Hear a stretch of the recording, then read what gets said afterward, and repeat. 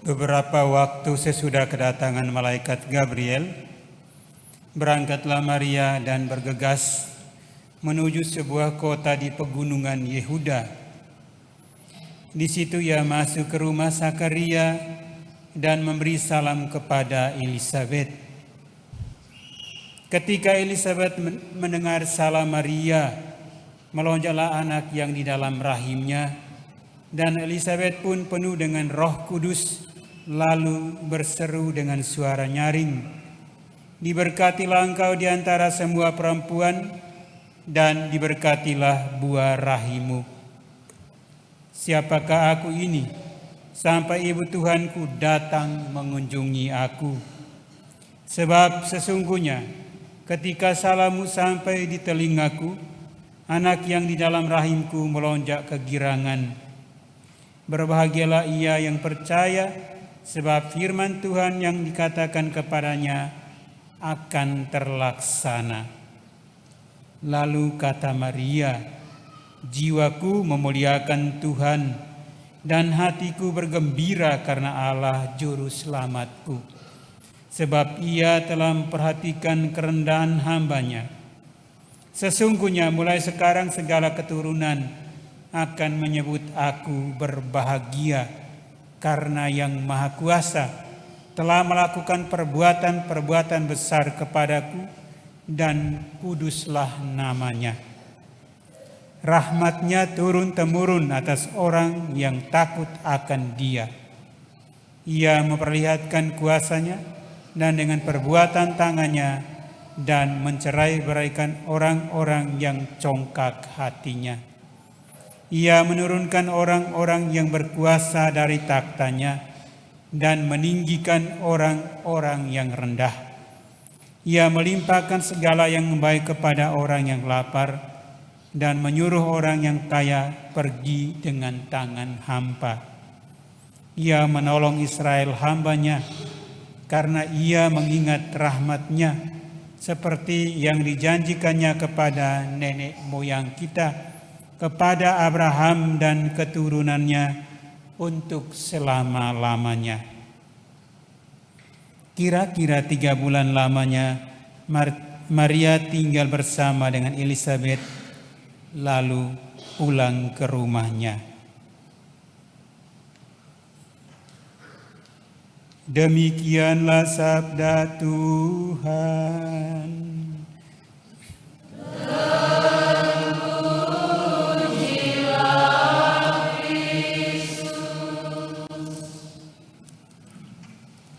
Silakan duduk.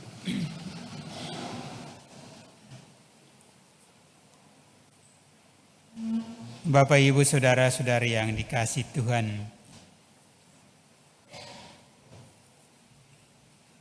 merayakan Hari Raya Maria diangkat ke surga boleh dikatakan sebagai satu momen yang istimewa yang bisa mengobarkan iman dan harapan kita akan karya agung Allah dalam diri Maria, dan kita boleh menerima, percaya, mengimani itu ya sebagai bagian dari sejarah hidup kita, baik secara bersama maupun secara pribadi. Dogma tentang Maria yang diangkat ke surga memang baru dinyatakan jauh sebelum itu. Artinya jauh dari tradisi kebiasaan yang dipraktekkan tentang Maria yang diangkat ke surga dengan jiwa dan raga. Karena ada aliran yang muncul dan memprotes atau menolak bahwa sesuatu yang tidak dapat diterangkan oleh ilmu pengetahuan dan akal budi harus ditolak. Dan sikap ini juga berpengaruh kepada iman gereja. Salah satunya adalah sikap atau iman tentang Maria yang diangkat ke surga dengan jiwa dan raganya.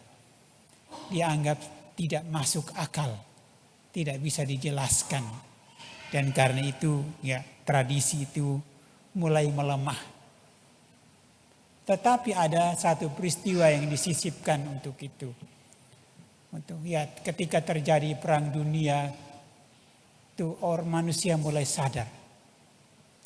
Sadar bahwa ternyata akal budi manusia itu tidak bisa atau tidak mampu menjelaskan sisi gelap dalam kehidupan manusiawi. Ada sesuatu yang tersembunyi dan tak terjangkau oleh akal budi manusia. Orang percaya bahwa pasti Tuhan tetap ya, menentukan sejarah perjalanan hidup manusia. Dan itu merupakan bagian dari misteri yang tidak bisa dijelaskan. Bagaimana Allah hadir dalam setiap peristiwa itu. Dan kalau seperti itu, kehadiran Allah, rahmat berkat Allah tidak bisa dijelaskan dengan akal budi manusia. Maka ya kebiasaan atau iman akan pengangkatan Maria ke surga dengan jiwa dan badan itu juga termasuk bagian yang tidak dapat dijelaskan oleh akal budi manusia.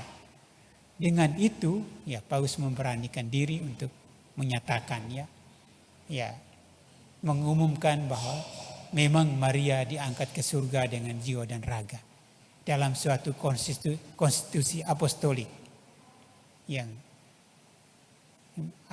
konstitusi apostolik ya Allah yang maha murah. Kita kalau menyimak ya pernyataan Paus itu juga bertolak dari pernyataan Maria. Aku ini hamba Tuhan, jadilah padaku menurut perkataanmu. Di dalam kitab suci ada dua teks yang boleh dikatakan berkaitan dengan Maria. Teks pertama adalah yang kita dengarkan dalam bacaan pertama. Dari kitab Wahyu bab 11. Dikatakan bahwa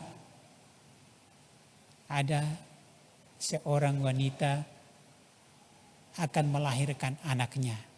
Tapi anak yang dilahirkan itu dalam ancaman. Ya, akan diterkam. Akan dibunuh. Tetapi Allah, rahmat Allah itu bekerja secara ajaib. Setelah anak itu lahir, anak itu dilahirkan dibawa ke hadapan Allah. Dilindungi dari ancaman itu. Dari ancaman apa? Naga besar yang akan menerkam atau memakan bayi yang baru lahir. Allah melindungi dia. Sementara ibunya dikatakan dia lari dan berlindung di tempat yang telah disediakan Allah baginya. Itu artinya apa? Itu berbicara tentang Bunda Maria, bahwa Bunda Maria sejak awal Allah telah membangun sebuah tempat baginya.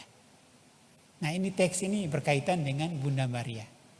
Lalu teks yang kedua yang boleh berkaitan dengan Bunda Maria adalah tentang itu di kitab Kejadian yang berbicara tentang manusia dan istrinya Adam dan Hawa yang jatuh dalam dosa. Ya. Ketika mereka kehilangan kemuliaan atau martabat mereka karena tidak taat kepada kehendak Allah atau tidak hidup menurut firman Allah.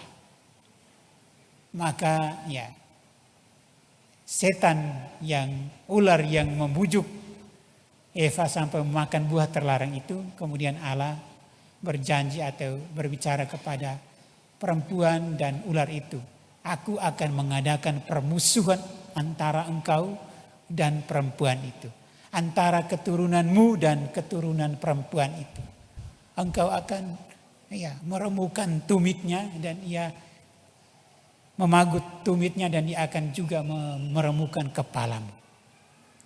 Dan karena itu ada mitos-mitos yang percaya bahwa kalau manusia digigit ular persis pada tumitnya, hampir pasti orang itu akan mati. Jadi itu hampir pasti orang itu meninggal. Karena itu ya memang sudah ditetapkan Allah. Tapi mari kita lihat ya, yang kutukan seperti ini, yang nasib seperti ini dibersihkan, dipulihkan ya oleh Bunda Maria. Ya, Bunda Maria yang melahirkan Yesus itu untuk mengembalikan martabat manusia. Supaya martabat manusia itu hidup sesuai dengan martabatnya. Dan karena itu di dalam Injil hari ini ya, ketika Maria berjumpa dengan Elizabeth, Maria mengungkapkan sebuah gambaran ya, penglihatan batinnya. Ya, Maria memperlihatkan penglihatan batinnya kepada ya Elizabeth. Ketika Elizabeth ya mengagumi Maria dan juga merasa ya disapa oleh kuasa Tuhan, karena ketika salam Maria didengar oleh telinganya, anak dalam kandungan Elizabeth itu memberi reaksi. Ya. Dan ya Maria memberi peneguhan kepada ya Elizabeth bahwa kuasa Allah akan bekerja. Ya. Allah akan menyatakan kuasanya dengan ya karya tangannya. Dengan karya tangannya. Dan bagaimana Maria mengungkapkan ya penglihatan batin itu, dia katakan begini. Tuhan akan mencerai-beraikan orang-orang yang congkak hatinya. Akan menurunkan orang-orang yang berkuasa dari takhta mereka dan meninggikan orang-orang yang rendah. Dia akan melimpahkan segala kebaikan kepada yang lapar dan mengusir mereka yang kaya itu pergi dengan tangan kosong. Ia akan menolong Israel hambanya karena dia mengingat akan janji rahmatnya kepada nenek moyang, kepada Abraham dan keturunannya untuk selama-lamanya. Rahmatnya akan diberikan turun-temurun kepada orang yang takwa kepadanya, atau orang yang takut kepadanya. Dan karena itu di ujung ya Magnificat Maria menyebut bahwa kita juga akan ikut mengalami kemuliaan Tuhan, karena rahmat Allah itu diberikan turun-temurun. Jadi bukan hanya pada masanya Maria, turun-temurun. Dan siapakah itu yang mengalami? Kita ini. Maka kita juga ya diperhitungkan oleh Maria bahwa kelak kita juga akan mengalami kemuliaan Tuhan. Marilah Bapak Ibu Saudara-saudari ya, kita ya merayakan hari raya Maria diangkat ke surga yang tidak 100% diakui oleh dunia, tetapi kita sebagai orang Katolik kita mengimani itu, kita mengertinya dengan iman. Maka ini adalah momen yang istimewa bagi kita yang mengobarkan iman harapan kita akan karya agung Allah dalam diri Maria. Dan kita juga boleh menerima itu, ya, menerima makna atau nilai itu dalam kehidupan kita baik secara komunal maupun secara pribadi. Sehingga kita percaya bahwa kita ada seorang ibu yang tetap menemani kita. Ibu yang melahirkan rahmat berkat bagi kita. Dia melahirkan anak Yesus, itu juga melahirkan rahmat berkat bagi kita. Kita berdoa semoga Bunda Maria yang diangkat ke surga, yang pestanya kita rayakan hari ini juga boleh tetap mendoakan kita, tetap menyertai kita, tetap membimbing, menyertai kita dalam seluruh siara hidup kita. Tuhan memberkati kita. Amin.